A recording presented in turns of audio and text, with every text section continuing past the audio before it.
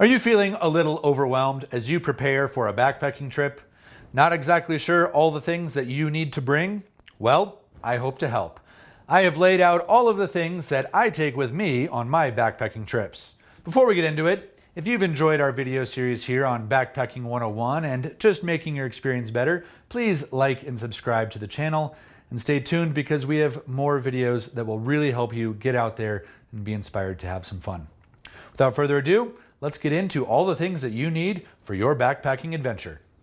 So I know that it can be a little overwhelming because it seems like there are a million little things that you need to remember for your backpacking trip.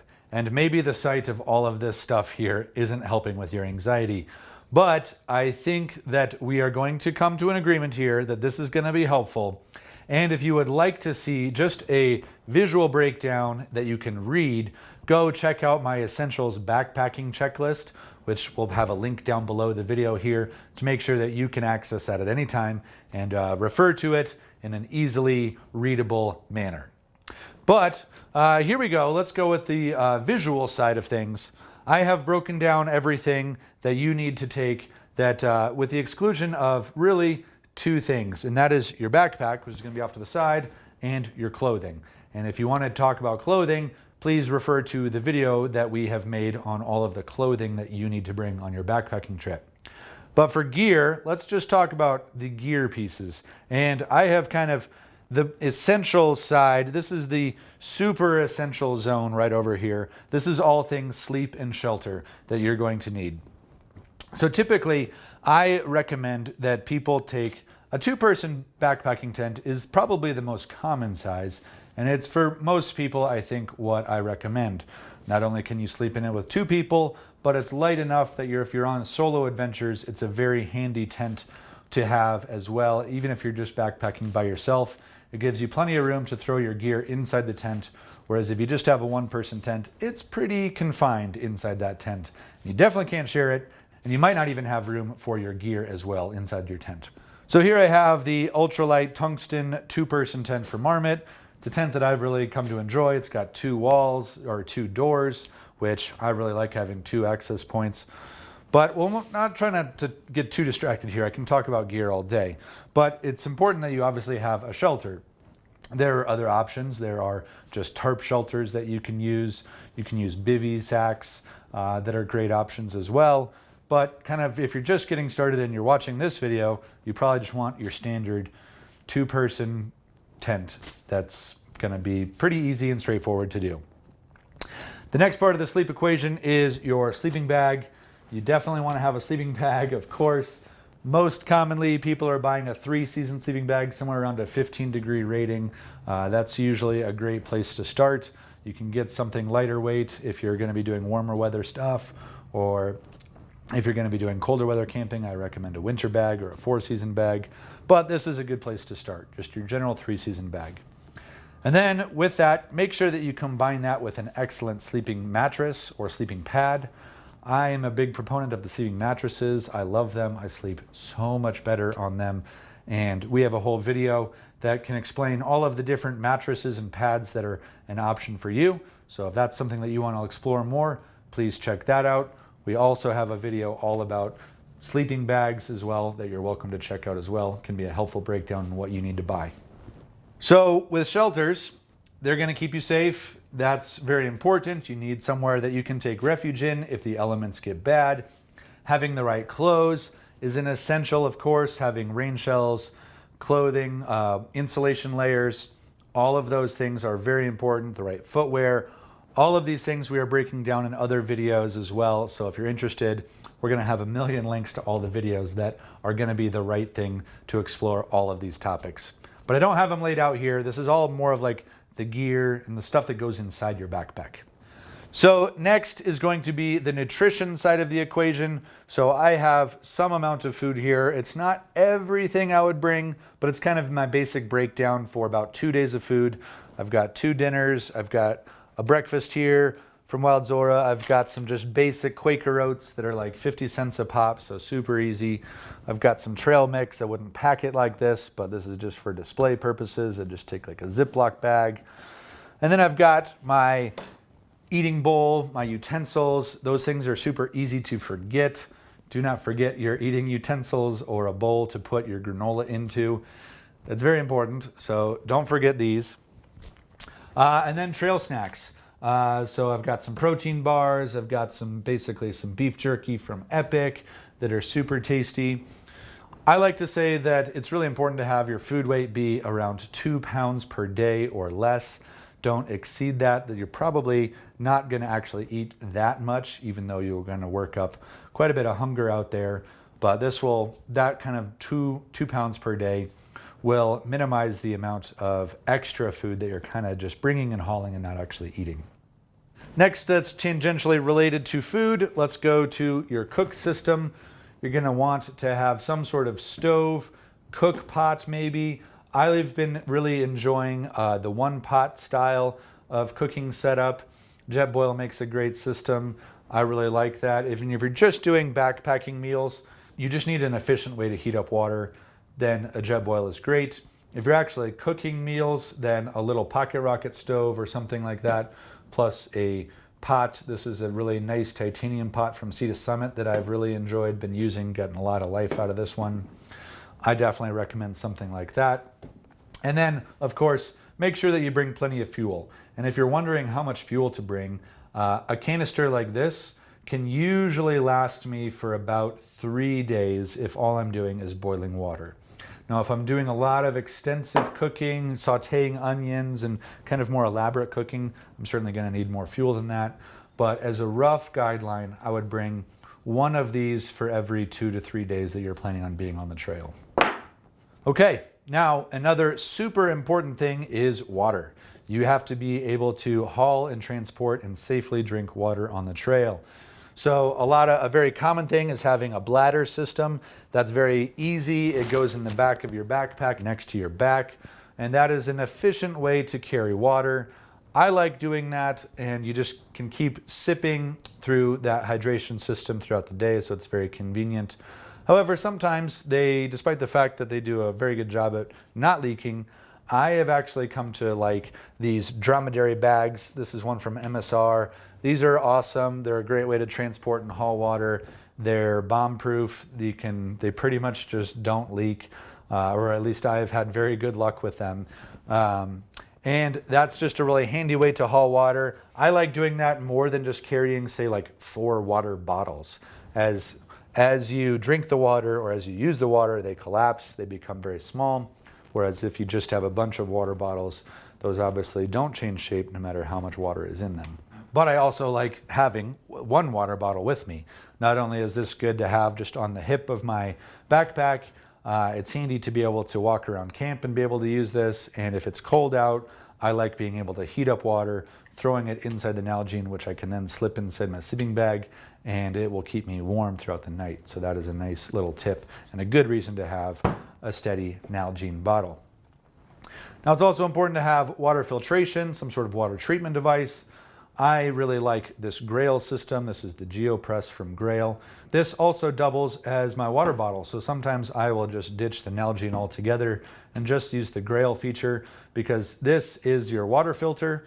This also is a water transportation thing. So if you want to see more about water filters, we've got a video about that. You guessed it. Yes, we do have a video about that too.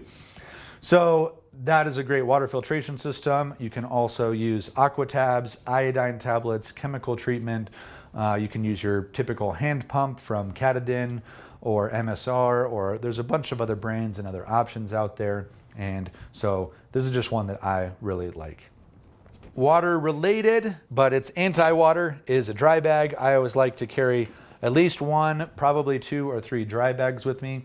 I think it's really important to have one for your sleeping bag, unless you have a sleeping bag sack that is also waterproof, like this one is from Sea to Summit. It is really nice to have something that you just can guarantee at the end of the day, no matter what the weather conditions are like, if it's been raining all day, you will have dry clothes that you can change into. Your sleeping bag will be dry, and those are kind of your refuge items. You can get in and be safe and warm and comfortable throughout the night. It's also handy to use for dirty clothes, separating dirty clothes from clean clothes, Sometimes I put my trail snacks in them. Sometimes I use them then to hang a bag up in the trees if I'm worried about animals. Dry bags are great, super handy.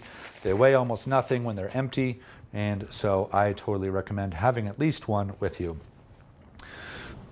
Illumination is a super important part of the equation. I definitely have forgotten one a time or two, but do not forget a headlamp or some way to have illumination, because it gets dark early and it's a long night if you don't have a way to see anything.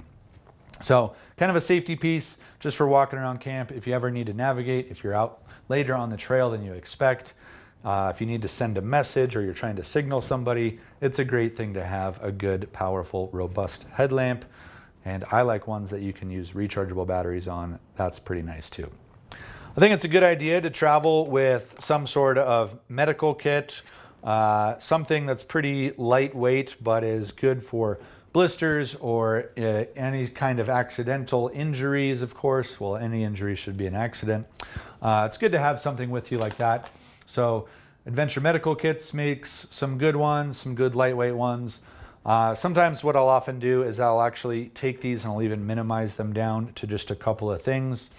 Some tape, some moleskin, some scissors, some needles for popping blisters if I need, and things like that. Sometimes I feel like these can be a little bit more than I want to carry, but that is entirely a personal decision. But I think it's a good idea to have a first aid kit with you. Poop stuff. Everybody wants to talk about poop. I love talking about poop. And I just made a poop video, and if you're worried about pooping in the woods, well, we've got you covered. But it's a great idea to have a trowel and at least some toilet paper. You can use, obviously, sticks and rocks and natural items if that is what you so desire. And in a pinch or an emergency, I've definitely been known to use that as well. But old tried and true, toilet paper is nice to have. And I definitely recommend having some sort of container for your toilet paper, whether it's a couple of Ziplocs or something like that, just to mostly keep it dry. But also it's nice to be able to keep any sort of poop-related items separate from the rest of your gear so you're not cross-contaminating stuff. And if you're wondering about what this is a wag bag. It's not used in all situations, but however, it can be an important thing for leave no trace principles in sensitive ecosystems. So depending on where you're backpacking, you may have to bring one of these with you, and then you will actually be hauling your poop out. If you are watching this video and need some tips, then that might be a slightly more advanced or aggressive thing for you, but just letting you know that is a real thing that sometimes you have to do with backpacking. Sometimes you need to carry your poop out with you. A few other items that I think are really important are bringing sunscreen with you, some sort of skin protection. Sun protection is really important. When you're outside, you're going to be under that blazing sun all day. So being able to protect your skin, protect your eyes with bringing some sunglasses, bring a ball cap, bring something that can protect your skin. I like to have these long sleeve shirts that I can then roll down if I'm feeling overexposed and just like I'm getting too much sun, then that can really be helpful. I always like to have a pocket knife or something that is small, just like a utility knife or something. I generally don't backpack with Leathermans or kind of like the utility knives. Some people love them, and I just think that they're a little bit overkill. The only thing I typically end up using is the actual blade, so I just like a nice, clean, thin folding knife, and that's what I recommend, but it's up to you. Just a couple more little items. I always forget lighters. Do not forget lighters. It is not fun if you backpack and you don't have some sort of incendiary device and you need to get that stove cooking or that campfire started. Your friends might be beating you and making fun of you forever if you forget that lighter. So bring that. I don't always do it, but it's a good idea to have some extra paracord or some extra twine.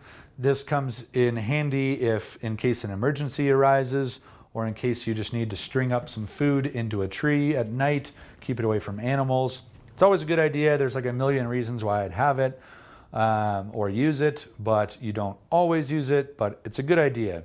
I would just take, somewhere around at least 20 to 30 feet, especially if you're planning on stringing up bear bags or bear canisters or things like that. You're probably gonna need even more than that.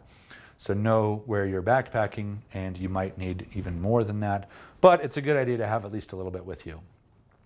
And kind of on the same front, I always bring at least a little bit of duct tape with me. I certainly don't bring a full roll. I usually will take a little bit and start a roll that I can then use from there. Sometimes I like to take this and apply it around a Nalgene bottle to give me, you know, something like 10 feet of usable duct tape that I can pull off the bottle. So that's a good idea. It's always handy in a pinch. If you tear a jacket or get an ember in a down jacket, it's nice to be able to plug the hole. There's a million things that you can do with duct tape, obviously, so having a little bit is a great thing to have. I'm also a big proponent of trekking poles. For a long time, I thought that they were just for either dorky people or for the old and incapable people. And then I actually tried trekking poles and found that they made a big, huge difference. So I like to think that trekking poles tend to reduce the impact of your body by about 15, maybe 20%. Not sure what the actual science is, but it is measurable. And so at the end of the day, if you've hiked 10 miles, but your body feels like you've hiked 8 miles, you're gonna feel a lot better to translate that into the next day. So I like having trekking poles. They're also super useful for if you need to string out extra guy lines for your tent or just random things, or in case of an emergency, they can be used as splints. There's a bunch of reasons to have trekking poles, but I like having them mostly just for the convenience of the actual hike. Another thing that is important to have with you is a map, maybe a compass, maybe you've downloaded some maps on your phone. Phones are obviously, batteries die, things happen with technology. It's nice to be able to have something that's paper, it's not going anywhere, it's not reliant upon technology or cell service to get you out of trouble. So have that, have it accessible with you. Apps are great, phones are great, but maps are tried and true, and they will not fail you. We haven't really talked about the actual backpack itself, but that's gonna be another video on its own, is how to actually pack all of this into a backpack. So make sure that you are stay tuned for that video. And yeah, if you have any questions or if you have any gear ideas that you think that I missed, it's very possible that there are an item or two that I did not think about. But this is kind of like my go-to setup for backpacking. The great thing about backpacking is that something like this can set you up for a one-nighter, and it can be great for 14 days on the trail. It can get you through the PCT. You can do a long-distance trail, and all of the same things apply. Just need a little bit more food. Hope you liked this video. If you did enjoy it, please like and subscribe to the videos in our channel. Make sure that you turn on the notifications and stick around for more, because we are out here all the time making lots of videos for you to be entertained and hopefully educated as well. Thanks a lot for watching. I'm Eric Hansen. This is Backpacking TV. I'm out.